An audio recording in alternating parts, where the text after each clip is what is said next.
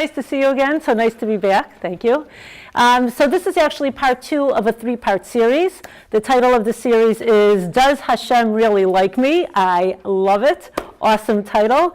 So last time we talked about me as an individual, and we talked about, well, the answer was yes. Okay, very good. The answer was yes. Hashem really likes me as an individual. Today we're going to talk about the question, does Hashem really like me, but me as a people? So what's the answer to the question? Yes. Yes. Okay, so if you want, you could go home. Okay, and if you'd like to stay, you're welcome to stay because we have about an hour together.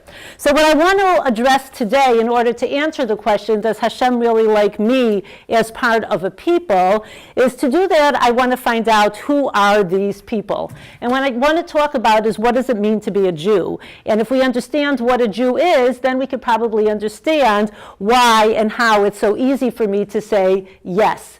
So today we're going to answer 5 questions. Question 1 that we're going to answer is, who is a Jew? Question 2, we're going to answer, what is a Jew? Question 3, we're going to answer, why the Jews? Question 4, and no, this is not a typo, we're going to answer, why the Jews? And question 6, we're going to ask, 5, I can count, we're going to answer, why do I really need to know? Does it really make a difference in my life if I know the answer to that question? And then we're going to see if we can answer the global question. So the first thing I want to do is I want to talk about who is a Jew. The easy answer to the question, who is a Jew, is somebody who is born Jewish. Okay, so either somebody who is born Jewish or chooses to convert to Judaism. That is the answer to the question, who is a Jew? But if we go back to what we discussed last time we talked about who is a Jew, and we find out who a Jew is really in the first words of the Torah, where it says, Bereshis bara Elokim. We said, Rashi tells us, Bereshis, why did Hashem keep the Torah? Why did Hashem just gave the answer. We asked the question, why did Hashem create the world? Hashem created the world, Bishvil Yisrael, Bishvil HaTorah. That Hashem created the world for Yisrael to keep the Torah. And I said today we were going to talk about who is Yisrael. So if we want to know who Yisrael is, besides the fact that we know they're born a Jew, let's take a look at the Dibur, because last week we had talked about how the Dibur is the Davar is the Dibur, and if we know what the word means, we'll have a bigger picture. The Dibur, Yisrael, is going to come from one of 2 different sharashim. Either Yashar Kel, the one who goes straight towards HaKadosh Baruch Hu. And if you remember last time we had talked about the purpose of us in this world is to hit the bullseye, to hit the Oorah of godliness, to hit the Oorah for which the world was created. And we want to go Yashar Kel. So someone who goes Yashar Kel fits under this category of Yisrael. Or Yisrael comes from the shorish of Sar Kel, an officer in the army of Hashem. And what does it mean to be an officer in the army of Hashem? Well, what is the job of an officer? An officer has 2 jobs. Part A is to listen to commander-in-chief. Part B is to give the command down over to the troops. So let's take a look then over here, who is Yisrael? When Hashem first created the world, he wanted it to be Bishvil Yisrael Ubishvil HaTorah. So really he wanted everybody to be Yisrael. And if you remember our discussion last time, we said that HaKadosh Baruch Hu gave a nisayon, a test to man to see, do they really want to be a Sar Kel? So the first person created was Adam. He gives Adam an order. What was the order? The order was, number 1, eat. Number 2, don't eat. And so the question is did Adam actually fulfill the responsibilities of being a Sar Kel? Did Adam listen to commander-in-chief? No. So he can't get the name Yisrael. Who's the next person on the scene? The next person on the scene is Noach. Does Noach listen to commander-in-chief? Yes. Is he able to give it down to the troops? No. Can he get the title Yisrael? No. At the same time, we have a Nimrod. Is Nimrod able to pass down information to the troops? Nimrod can. He's a great leader. But does he listen to Commander-in-Chief? No. He can't get the title Yisrael. What about Avraham? Does Avram listen to Commander-in-Chief? Yes. Does he pass down the message of Commander-in-Chief to everybody? Almost. Who are we missing? We're missing Yishmael. He cannot get the title. Comes along Yitzchak. Does Yitzchak listen to Commander-in-Chief? Yes. Does he pass down the message to everyone? Almost. Who's missing? Esav. Comes Yaakov. Does he listen to Commander-in-Chief? Yes. Does he pass it down to everybody in his world? Yes. And then we have the most amazing story. Yaakov, actually we just read about this, goes across the Yabok River to get the little jars, and when he crosses the Yabok River, he gets into a fight with a man. We know the man is the Sar of Esav. And what happens over there is Yaakov pins down the Sar of Esav. What is this metaphorically showing us? He conquers that which is impeding his ability to listen to Commander-in-Chief. He says, no, I conquered you, I got you, I captured you, I have listened to Commander-in-Chief, and I have passed the message down to all of them. And he conquers him. And then the Sar of Esav says, let me go, it's my day to sing Shira. And he says, no, I can't let you go until you give me a bracha.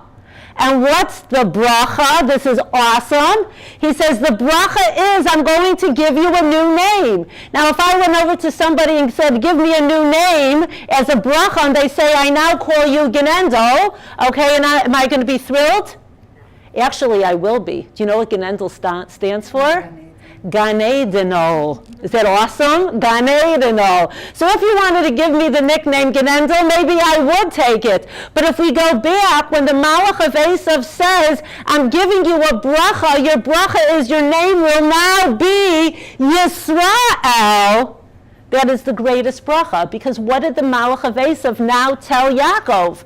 You have now proven you are Sar Kel. You have listened to Commander-in-Chief and you have passed it down. So what does it mean to be? Who is a Jew? A Jew is somebody who is descendant of Yaakov, who is descendant of Yisrael. It is for him that the world was created. Bishvil Yisrael and Bishvil HaTorah. The Yisrael is the one who's a Sar Kel, who has taken upon himself the mission of going Yashar Kel, hitting that bullseye. That is the definition of what it means to be a Jew. So now I want to ask the question, well, what really is a Jew? What is our essence? So to answer that question, I'd like to take a look at what other people have to say about the Jew. I want to take a look at 4 non-Jews, see what the 4 non-Jews think about the Jew. Interestingly enough, I'm going to cross countries, I'm going to cross time, and I'm going to actually quote some people who are not necessarily the best of friends of ours. So if we take a look, please, and you could follow or you could listen, whatever you prefer. If you didn't get a packet, there's one in the front. You could pick one up. I'm going to begin with Mark Twain. Was Mark Twain a friend of the Jews? He actually was not. He did not like us. One of his good friends was Henry Ford. Was Henry Ford a friend of the Jews? No, these people didn't like us. And Mark Twain wrote a book called an essay called Concerning the Jews, which was not really complimentary. This is his concluding paragraph, a paragraph we may have heard before, a very famous one. If the statistics are right, the Jews constitute but 1% of the human race. It suggests a nebulous dim puff of stardust lost in the blaze of the Milky Way. That's why he's Mark Twain. Okay, that's awesome words. Properly, the Jew ought hardly to be heard of, but he is heard of, has always been heard of. He is as prominent on the planet as any other people, and his commercial importance is extravagantly out of proportion to the smallness of bulk. We are less than 2% of the world population. Yet what is he saying? There's something over here that's out of proportion. His contributions to the world's list of great names in literature, science, art, music, finance, medicine, and abstruse learning are also way out of proportion to the weakness of his numbers. And if you think about it, we have contributed more to this world than almost any other people. We have won, what is the percentage of Nobel Prizes we've won? Way out of proportion, 20-some percent. We've won, and we are less than 2% of the people. And not only that, he has made a marvelous fight in the world, in all the ages, and has done it with his hands tied behind him. He could be vain of himself and be excused for it. The Egyptian, the Babylonian, and the Persian rose, filled the planet with sound and splendor that faded to dream stuff and passed away. The Greek and the Roman followed and made a vast noise, and they are gone. Other peoples have sprung up and held their torch high for a time, but it burned out, and they sit in twilight now, or have vanished. The Jews saw them all, beat them all, and is now what he always was, exhibiting no decadence, no infirmities of age, no weakening of his parts, no slowing of his energies, no dulling of his alert and aggressive mind. All things are mortal but the Jew. All other forces pass, but he remains. What is the secret of his immortality? That's amazing. Mark Twain is saying, I can't necessarily say that I like them, but I have to admit two things. Number one, what they have contributed to this world is above and beyond, out of proportion to their numbers. And number two, they're still here. Why are they here? If you think about it, you had all these huge, mighty armies that have come and gone, and the Jews that are so small and so seemingly insignificant are still here. What is their secret?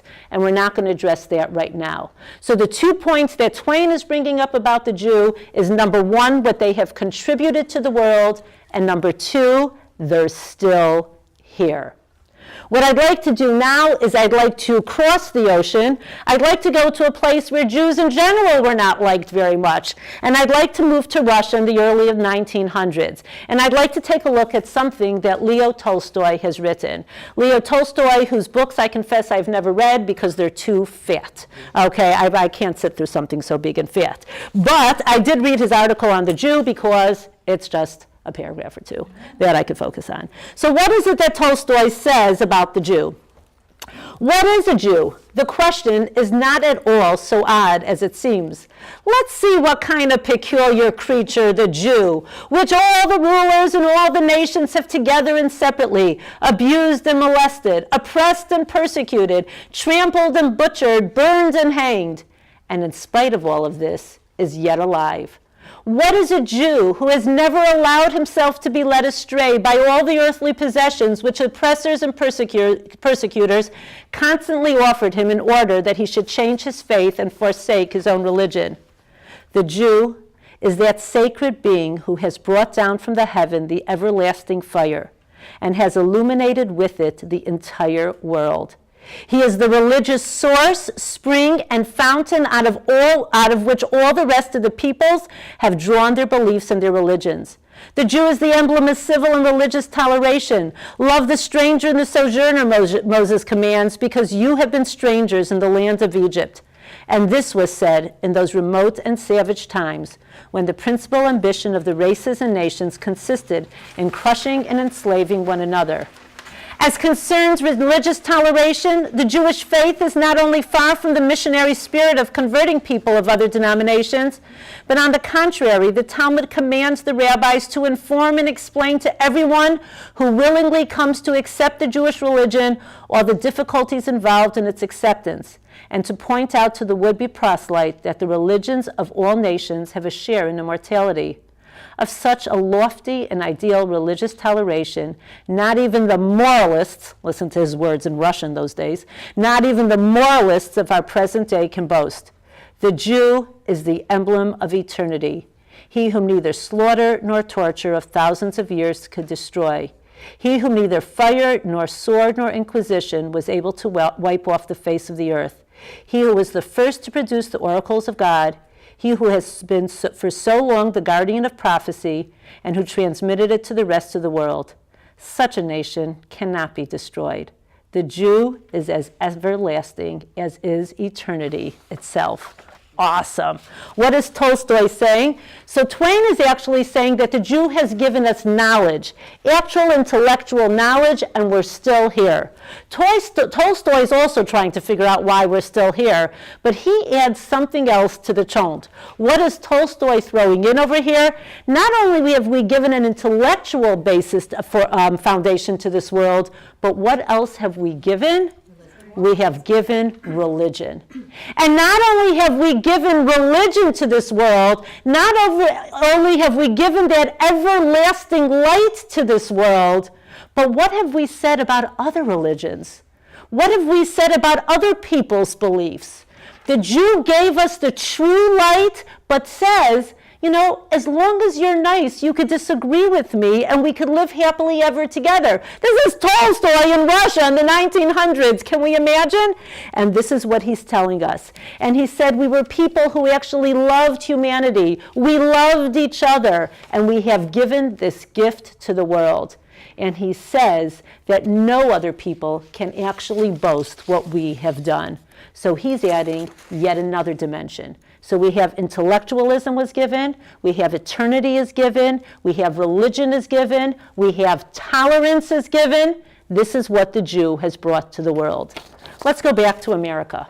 And I'd like to go back even further back than Twain, and I'd like to take a look at what John Adams, the second president of the United States, says.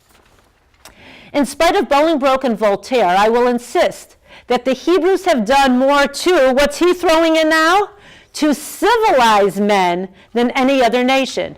If I were an atheist and believed in blind eternal fate, I should still believe that fate had ordained that the Jews to be the most essential instrument for civilizing the nations. If I were an atheist of the other sect who believe or pretend to believe that all is ordained by chance, I should believe that chance had ordained the Jews to preserve and propagate to all mankind the doctrine of a supreme, intelligent, wise, almighty, sovereign of the universe, which I believe to be the great essential principle of all morality, and consequently of all civilization. I have read this last fall 6 volumes of this last wonderful geniuses talking about Voltaire's ribaldry against the Bible. How is it possible this old fellow, he wrote horrible anti-Semitic stuff, how is it possible this old fellow should represent the Hebrews in such contemptible light? They are more glorious, the most glorious nation that ever inhabited this earth. The Romans and their empire were but a bauble in comparison to the Jews. They have given religion to 3/4 of the globe and have influenced the affairs of mankind more and more happily than any other nation, ancient and modern. And what John Adams is throwing in now over here is that not only have we given religion to the world, but what has our religion given to the world? Our religion has allowed the world to be a more civilized place. And we know that there are other religions too, but those other religions can't claim to do what we, the Jew, has given through our religion, and that is that understanding of appreciation of what it means to be a civilized people. And now I'd like to finally conclude this piece of this with a quote. Let's go back to Europe. I'd like to go back to the late 1800s to a man by the name of Friedrich Nietzsche. Friedrich Nietzsche was a philosopher who actually coined a concept called an Übermensch. Übermensch. Übermensch is exactly what it sounds like. Über meaning over, Mensch being a man. And he in Germany in the late 1800s coined this concept of a more powerful, a more Uber, a more over man. What did Germany do with this 30 years later? They created the Nazi Party. They created the Aryan race. Is that what Nietzsche wanted? And I'm not saying he was the best friend of the Jews, but what did he, with his concept of Übermensch, give to the world and say about the Jews? Let's take a look. The Jews, however, okay, because he was not necessarily our best friend, are beyond all doubt the strongest, toughest, and purest race at present living in Europe. They know how to succeed even under the worst conditions, in fact better than under favorable ones. This was Germany in the late 1800s. by means of virtues of some sort, which one would like nowadays to label as vices, owing above all to a resolute faith which does not need to be ashamed before a modern idea. And then he continues, it is certain that the Jew, if he desired, or if they were driven to it, as the anti-Semites seem to wish, can now have the ascendancy, nay, literally the supremacy over Europe. That they are not working or planning for that end is equally sure. The resourcefulness of the modern Jews, both in mind and soul, is extraordinary. And what Nietzsche, who created this concept of Übermensch, is saying is, who is the greatest example of an Übermensch? It is the Jew. So if we take a look at these forces and these four sources, and as you can see, I'm really manipulating this conversation because others might not be as favorable as the Jew. What is it that we are seeing the Jew has done, that the Jew has given to the world? The Jew has given intellectualism. The Jew has given eternity. The Jew has given morality. The Jew has given a civilized world. The Jew has shown us how to act and behave under the greatest pressures that can possibly be found. It's incredible what the Jew has offered to humanity. So with this in mind now, I want to ask the question, what does the Torah say a Jew is? And not that I really, want to start first, but I'm setting up the conversation. Torah always comes first, don't get me wrong. Okay, but with this in mind, I'd like to take a look and see how does this actually compare to what the Torah says a Jew is. So take a look at source number 5. In Shemos, Perek Yotes, Pasuk Hey, it tells us what the Torah says a Jew is. Ve'ata, and now. Im shamoa tishme'u b'koli, if you listen to my voice, ushmartem es brisi, and you guard my covenant, v'hiyisem li skula, I'm not translating that word because remember, I think English is shallow. You will be for me a skula, mikol ha'amin, from all the nations, kili kol ha'aretz, Hashem says. Everybody and everything is mine, but you, Klal Yisrael, are a skula. Va'atem tihiyuli mamleches kohanim v'goy kadosh. What does the Torah tell us a Jew is? The first thing the Torah tells us is a Jew is one shamoa tishme'u b'koli. This is classic, and we're going to get back to this. What does it mean to be a Jew? And this actually goes back to Bereshis and last week. What is the purpose or the goal of Yisrael? To go yashar kel. We are people who understand that life has a purpose. And we have responsibilities. We are not just a random accident here in this world. We understand that we have purpose. We are Yisrael, and we are Yisrael who is to keep the Torah, to hit that bullseye. We have a responsibility, ushmartem es brisi. We have the responsibility, la'avda u'lishamra. And because we have chosen to take this responsibility to uphold the mission of filling the world with the Oorah we spoke about last week, because we have taken that responsibility on our shoulders, Hashem says, you are for me a skula. Translate the word skula, and you know I'm not going to like your translation. Go ahead. How do we translate it? Special chosen out of everybody. Okay. Anybody else have any other words? Triangles. Quiet. You're giving away the punchline. No. All right, but you are right. Okay. What else do we know about it? Okay, some people have translated as a treasure, as special. Is that in fact what we are? So Sar Nechama hit it on the triangle. Okay, if you take a look at the shorish of the word segol can mean one of two things. What is a segol? It's either a nekuda, from the vowels that we use when we read Hebrew. What is the nekuda? It is the 3 dots. A segula, a segol, is a triangle. So I want you all to pick up these 2 fingers, your index finger and your thumb. Everybody, we'll do a little experiment over here, okay? I want you to make a diamond shape. Don't move don't move the tips of your fingers. Make it skinnier, fatter, skinnier, fatter. Okay? Now I want you to make it into a triangle. Don't move the tips of your fingers, make it skinnier. You can't. You can't. What is a triangle? A triangle is the strongest shape in nature. And that's why if you take a look at the picture, what do all bridge builders know? Build bridges. Did you do this in physics where you made bridges out of toothpicks? Okay, and you all had to use triangle shapes because the triangle is the strongest shape.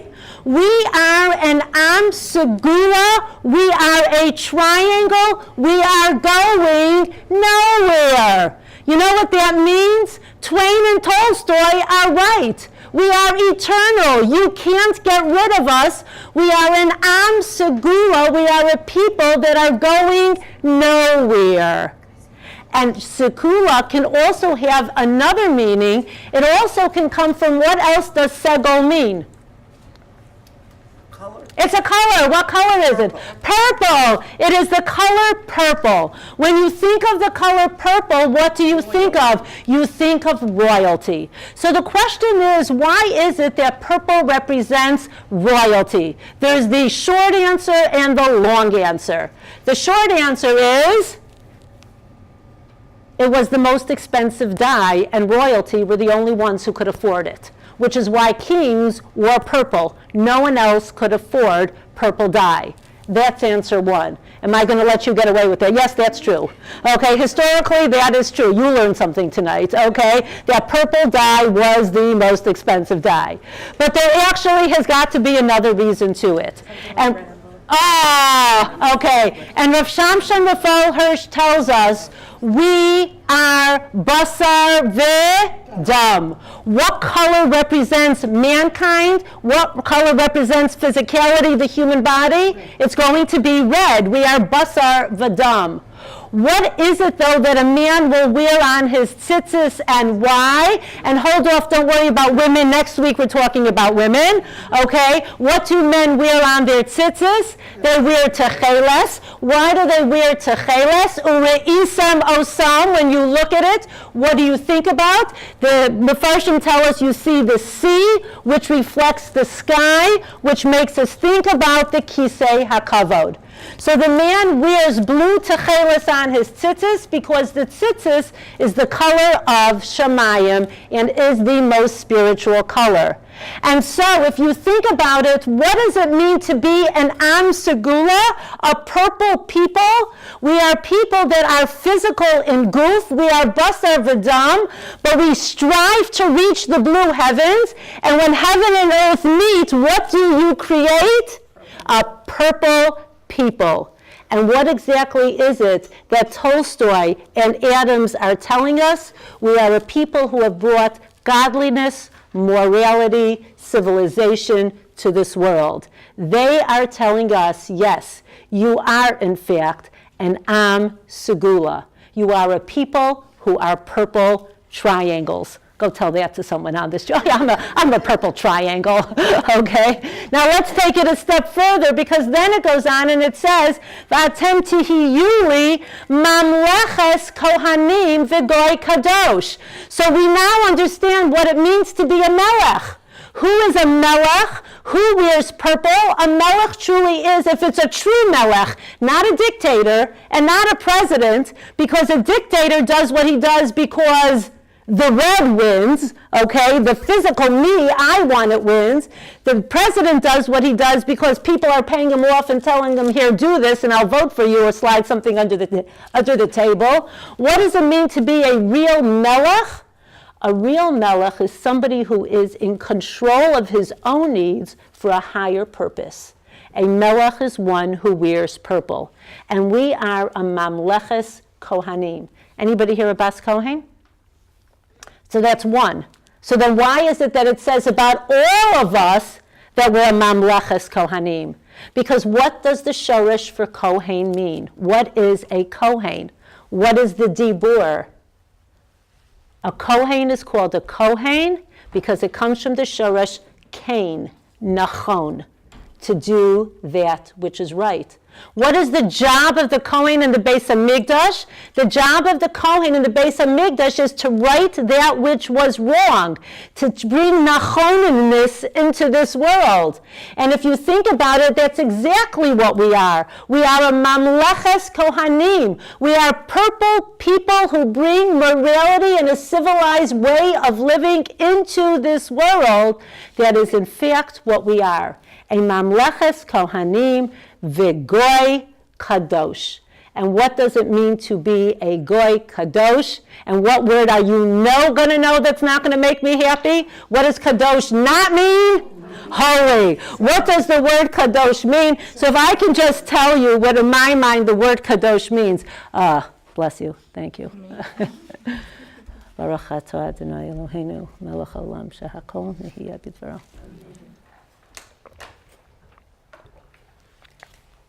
Thank you. I needed that. What does the word kadosh mean? So I just have to tell you a great story, okay?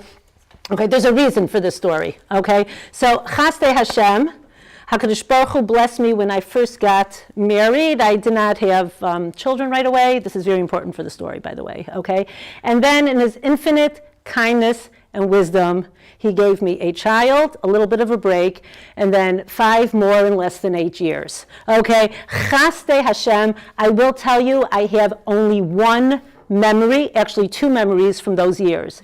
Memory number 1 is my calling up my friend, the social worker, and saying, can I please have permission? She said, what? I said, I want permission that the next person who says to me, oh, these are the best years of your life, I want permission to kick them. And she said, permission granted. And I said, thank you, I feel better. Okay, that's memory 1. Memory number 2, it was the year I had, this was just the boys, okay, 7 a.m., 9 a.m., 1 p.m., 3 p.m., and 5 p.m. carpools. We didn't have busing in Chicago, carpools. And I remember the stories taking place at the 3 p.m. carpool when I was going to pick up my son. And the teacher greets me outside and says, you have such a holy son. And I said, it's worth it. It's so worth it. It's so worth it. And then she said, you want to know how I know? And I said, sure, tell me. Bad move. And she said, look at his knees. I sent him to school that day with holes in both his knees in his pants. So when somebody says the word holy, what image flashes in my mind? Now granted, he grew up holy. He did, okay? He did grow up holy, maybe in spite of the fact of his mother, or maybe because his mother so embarrassed him then that it was a kapara and he, whatever it was. But when I think of holy, I think of my son's pants, okay? So what does the word kadosh really mean? The word kadosh really comes from the shorish ligadesh, which means to overflow. Like a bushel of wheat is overflowing. So what does the word kadosh really mean? The word kadosh, we sometimes translate it as separate or separate, but really what it means is an overflowing of. So when I say that somebody has created a Kiddush Hashem, what in fact they've done is they've created an overflowing of godliness in this world, and HaKadosh Baruch Hu's presence has just been blown over into this world because of my actions. At the same time, chas v'shalom, if somebody creates a chilul Hashem, what is a chilul Hashem? And I'm going to share with you an image that is harsh, but you'll never forget chilul Hashem. The word chilul, halal, means a hole or a void. So in battle, if somebody was killed in battle, the body was called a halal. Why? Because the way they would kill in battle was to disembowel and make a hole in the body. So what is a halal? What is chilul? If somebody chas v'shalom makes a chilul Hashem, what in fact they've done is they've taken this world which is filled with Hashem's presence, and they've created a void. They've created a hole within this world of godliness. And so who are we? HaKadosh Baruch Hu in the Torah is telling us, you are a mamleches kohanim, you are a purple people that brings rightness, how's that for good English, into this world, because you are a goy kadosh that brings an overflowing of goodness and godliness to this world. So question, Twain, Tolstoy, Adams, Nietzsche, did they get it right? They hit the nail on the head. They actually explained exactly what it means, in their words, to be an Am Segula, a Mamleches Kohanim, and a Goy Kadosh. So if we go back to our questions, who is a Jew? A Jew is Yisrael. Yashar Kel, somebody who's actually going to to be a Sar Kel, an officer in the army of Hashem. What does it mean to be a Jew? To be a Jew means to uphold that which it is, to be an Am Segula, Mamleches Kohanim, and Goy Kadosh. Now I want to ask the question, especially now, Erev Hanukkah, why the Jews? Why is it that all these people, all these authors are telling us, the Egyptian, the Babylonian, the Persian, the Greek, everybody is trying to kill us? Why are they all trying to kill us? So actually the answer is as follows. Maybe they weren't. Maybe they weren't. Take a look at this, okay? So we have the world. Who was the first ruling power in the world? The first ruling power in the world were actually the Assyrians. The Assyrians with Nimrod and Sancherib, the first ruling power in the world. But you know what happened? The Babylonians wanted to take over. So the Babylonians swept through the world and conquered Assyria and conquered Israel and conquered Egypt. Did they want to conquer the Jew? They wanted to conquer the world. And then after the Babylonians, who came? The Persians came and said, wait, we want to take over the world. So Nebuchadnezzar comes and conquers the Assyrians and the Israelites and the Egyptians. But then what happens is we have the Greeks, and the Greeks say, the Persians next, we want to take over the world. So what happens next? Next you have Cyrus, who says, no, I want to take over the world. So he conquers the Babylonians and the Assyrians and the Jews and the Egyptians.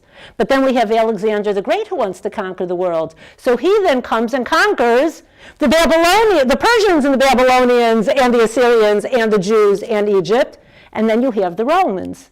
So let me ask you a question. The Egyptians, the Babylonians, the Persians, the Greeks, the Romans, did they all try to conquer the Jew?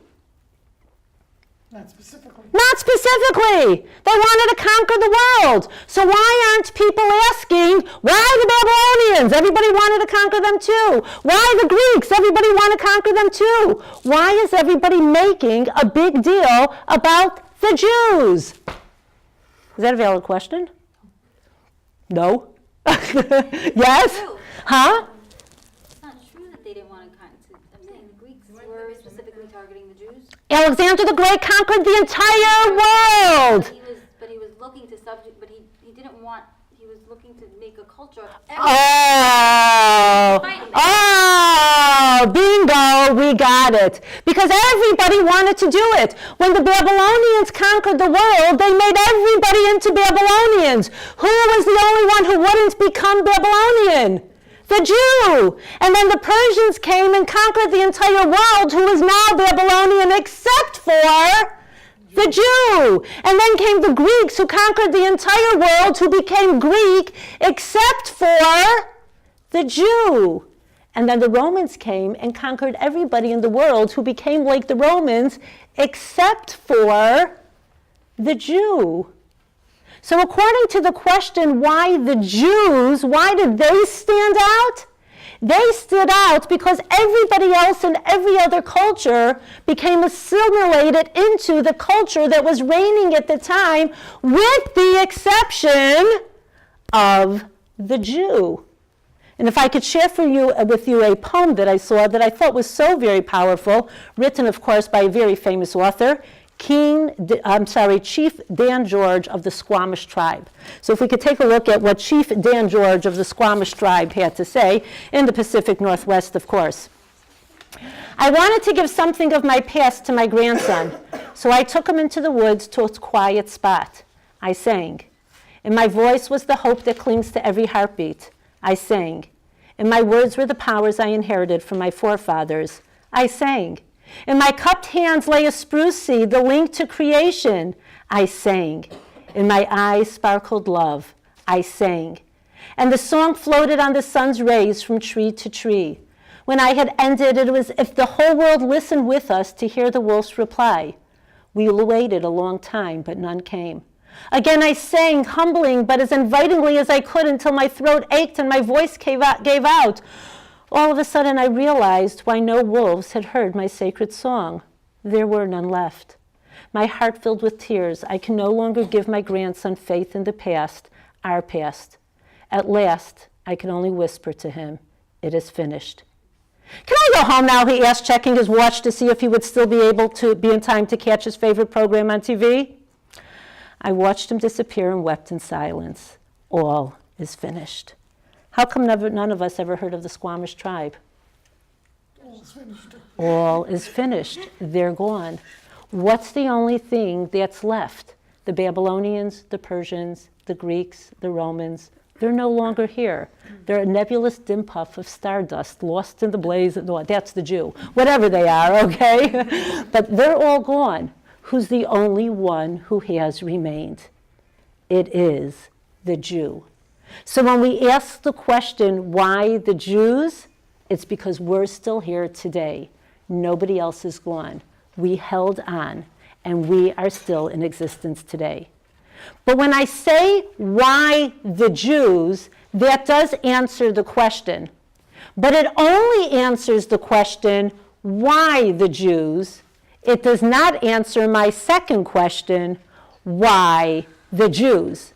Because the first question, why the Jews, how do you say why in Hebrew? How do you say why in Hebrew? Okay. We have two Y's in Hebrew. We have madua, which comes from the shoresh ma-deya. Give me the facts. Give me the knowledge. Tell me the story, the facts of the story. Why the Jews, the way we answered it now, is madua. Look at the story. The Romans conquered the Greeks, which conquered the Persians, which conquered the Babylonians. Madua, that's the facts, why everybody always asks the question, madua, why the Jews? But just for a moment, I want to answer another question, and that is lama. What does the word lama mean? Lima. For what purpose? For what purpose did the Babylonian and the Greek and the Roman attack? There's a reason for it. It's not just historical facts. There's a reason for it. And we're going to celebrate that reason this Hanukkah. And we're going to actually address the answer to that question way at the end before we leave. I'm going to put that on hold for just a second. I want to now go back and ask the last question. The last question I want to ask is, why do we need to know this? What's the reason for this? Why does it make a difference that I know what a Jew is, who a Jew is, and why the Jews? And the answer to that question is once again going to be in the first pasuk. Remember, we start at the very beginning, and what does the first pasuk tell us? Bereshis bara Elokim, Rashi, Makor 7 says, Amar Rabbi Yitzchak, Lo hayat tzarich lahaschil es Torah ela mehachodesh hazeh lachem shehi mitzvah rishona shenitztavu Yisrael. The question Rabbi Yitzchak is asking is, wait a minute. The purpose of the Torah is to teach us how to hit the bullseye and know what it is I, as a Jew, need to do. What then do I need all of Sefer Bereshis for? What do I need the beginning of Sefer Shemos for? If the purpose of the Torah is to teach me the mitzvos, how do you translate mitzvah and don't say commandment? Connector. If the purpose of the Torah is to have the mitzvos and the halachos, the way to go to hit the bullseye, what do I need the whole story of creation and the avos for? And Rashi tells us, Ki ikar haTorah eina ela lemitzvoseha, ma ta'am pasach bebereshis, she'im yomru umos ha'olam liYisrael. Because if one day the nations of the world are going to say to Yisrael, Listim atem, you are thieves. Shekivashtem artzos shiva goyim. You have conquered the land of the 7 nations. The Knani, the Chiti, the Amori, the Prizi. Heimomrim lahem. Yisrael can turn back to them and say, Kol ha'aretz shel HaKadosh Baruch Hu hi. We know that the world was created by Hashem and belongs to Hashem. Hu bara'ah u'nesana la'asher yashar be'einav. He created it and gave it to who he wanted to give it to. Birtzono nesana lahem. If he wanted, he could give it to the Knani, the Chiti, the Amori, the Prizi. Uvirtzono nitala bahem. And if he wants, he could take it away from him. U'nesana lanu. And give it to us. So the whole purpose of this story there is to teach us why we have Eretz Yisrael, why we are the Am Skula, and why we're connected. But I love this Rashi for another reason. Because yes, in the time of Yehoshua, when they came in and conquered the land, the people were asking the question, why are you taking away this land from us? And we'll say, but look at the Torah, look at Bereshis. But the story didn't end there. Can you imagine? Has there ever any other time been a time where people will look in Eretz Yisrael and say, Listimatem, you are thieves, right? Right? Has there ever been a time when that happens? Anybody imagine? Now let me ask you a question. What were to happen if I were to go into the UN today and say, excuse me, sir, but did you check Rashi on the first pasuk? Okay, what's going to happen? And I'm going to say, you tell me we stole the land. Look what the Torah says. I'm going to get thrown out. Or if I don't leave, then the Arabs are going to leave the session. One of the two, right? And so what is this Rashi telling us, Listimatem? Will it really make a difference to Mr. UN? No. Who needs to know? We do. We do. Can I share with you the scariest story I ever heard? After I take a drink. I need a drink. I need something stronger for this story.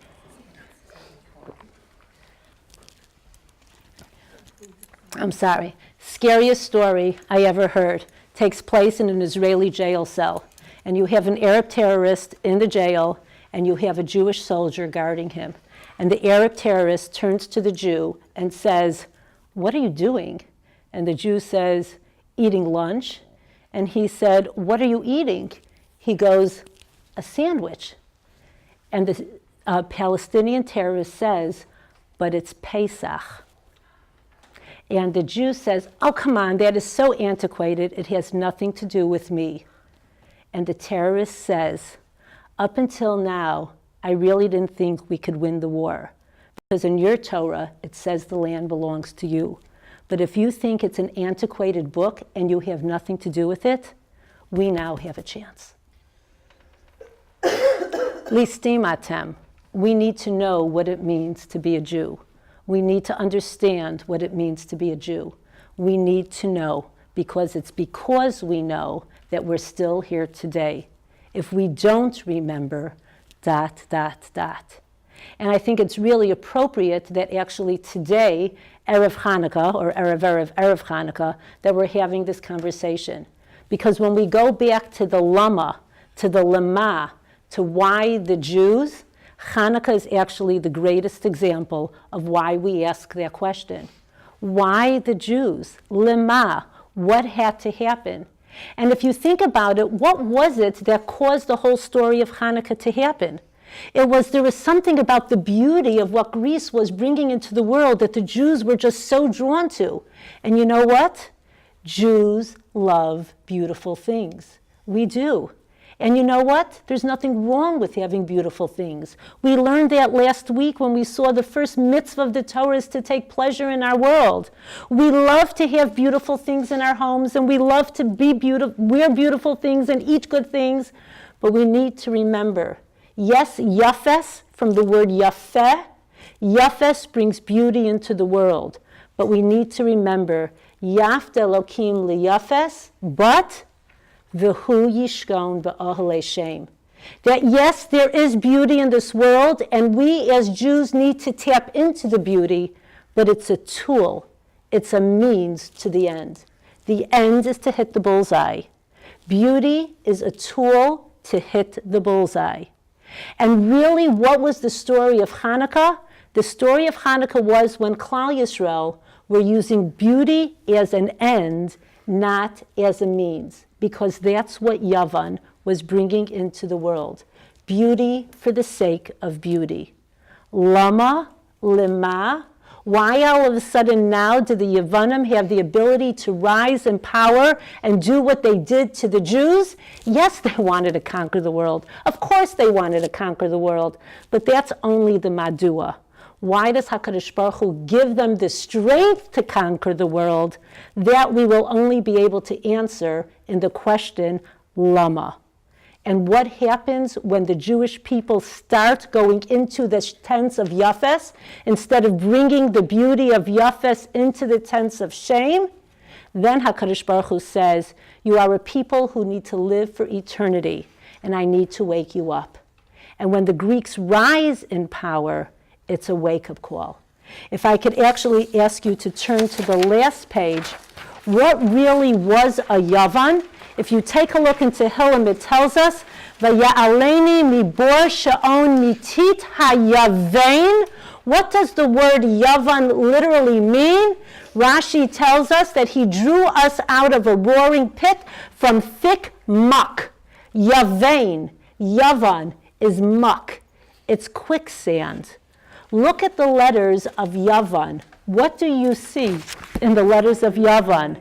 We might go into that world, and then we put our feet down in that world. But what happens once we start walking on their turf? We get drawn down under into the muck. When we begin to become part of the Yavan, drawn down into it, then what happens is HaKadosh Baruch Hu says, you are an Am Segula, and I want you to be eternal, and I want to remind you who you are. And so with that in mind, I'd like to actually share with you a beautiful story to combat the other story that I shared with you, a story you may have heard. The story begins on an army base in Berlin in 1974. Rabbi Wade, then a chaplain, befriended a Jewish American officer named Stuart. Stuart did not strike him as being a religious man, and so Rabbi Wade was surprised one day to see Stuart wearing a yarmulke. Upon questioning Stuart's reason for donning this unconventional attire, Stuart told Rabbi Wade the fascinating story behind it. As part of their first-year studies, cadets were enrolled in a course called History of Military Tactics and Field Strategies, taught by a 3-star lieutenant general with a PhD in military strategy. The course surveyed the major battles in history, including those of the Ptolemies, the Romans, the Middle Ages, and down to the latest battles of the modern era. During the final 2 weeks of the course, which were devoted to reviewing the material, Cadet Stuart raised his hand with a question. Why, asked Stuart, do we not survey any of the battles fought by the Jews, either of ancient times, Roman-Jewish wars, or modern times, the Arab-Israeli wars? The normally friendly general snapped back with an order for Stuart to see him in his office after class. Upon entering the general's office, Stuart was ordered to close and lock the door. The general then told me he would only answer my question in the privacy of his office, said Stuart. Do not think that the staff here at West Point has left the Jewish wars unnoticed, began the general. We have examined and analyzed them, and we do not teach them at West Point, he continued. According to military strategy and textbook tactics, the Jews should have lost those wars. You should have been swept into the dustbin of history long ago, but you were not. You won those wars against all odds and against all military strategies and logic. This past year, the general continued, we hired a new junior instructor. During a private staff meeting and discussion, the Arab-Israeli wars came under discussion. We puzzled at how you won those wars. Suddenly, this junior instructor chirped up and jokingly said, Honorable gentlemen, it seems to be quite obvious how they are winning their wars. God is winning their wars. Nobody laughed. The reason is, soldier, that it seems to be an unwritten rule here at West Point that God is winning your wars. But God does not fit into military textbooks. You are dismissed. I left the general's office, and I have never been so humiliated in my life.